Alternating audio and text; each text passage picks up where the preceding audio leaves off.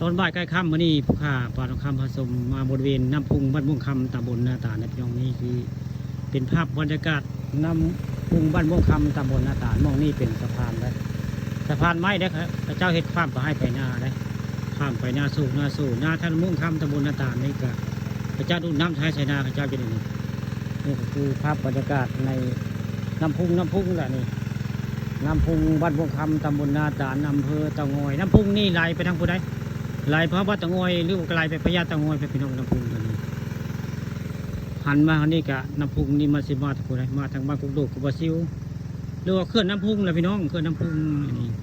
แต่น้ำพุงทั้งเทิงมันจะโฮมเลยทางใต้มันจะกว้างอันนี้ก็คือ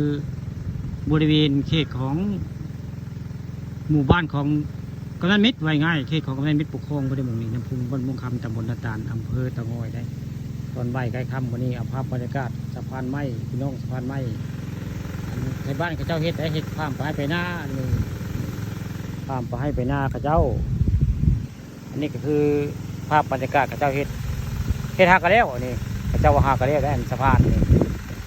จังหวะเขาเฮ็ดแล้วพี่เจ้าผู้ข้าก็เลยมาถ่ายทำบรรยากาศสะพานไม้มาให้เบิ่งไม้ชมพี่น้องสะพานไม้แต่บ้านม่วงคำตำบลนาตาลอำเภอเตางอยแหละนี่ก็เป็นภาพ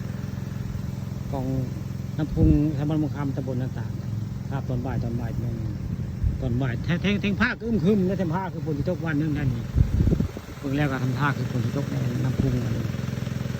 อันสะพานตกเก้าน้ำพัดไปได้ฝนตกน้ำหลายน้ำพัดผมไม่ได้ตัวน่ะวันนี้เขาเจ้าสร้างใหม่ได้นี่ไม่ได้น้ำมาใหม่กับสิปีคือเก่าได้นี่น้ำกับเชียไว้คือเก่าไม่น้ำมาใหม่นะนี่เขาเจ้าเฮ็ดไว้เพื่อข้ามไปให้ไปนาสะดวกสบายเนาะเขาเจ้าเลยสร้างเลยเปลงไว้นี่ก็คือสะพานทำม่วงคำตำบลนาตาลอำเภอเตางอยเลยพี่น้องนี่คือสะพานข้ามน้ำพุงวัดม่วงคำตำบลนาตาลข้ามไปหน้าสู้เลย